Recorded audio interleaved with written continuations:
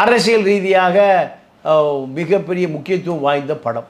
ஏன்னா கடைசி படம்ல. ஆமாம். அப்போது இந்த படத்தினுடைய கதைகள் ஒரு தெலுங்கு படத்தினுடைய திருட்டு, அதான் திரட்டு இந்த படம்.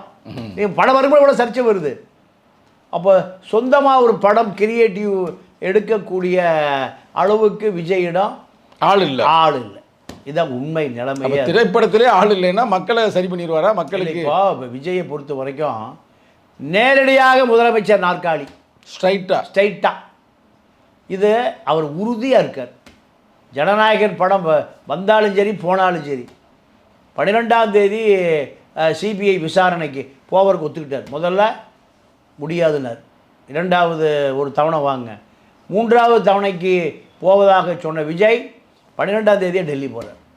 அப்போது சிபிஐயாக இருந்தாலும் சரி பாஜகவாக இருந்தாலும் சரி மோதி பார்த்து விடலாம் அப்படி முடிவு இருக்கார்.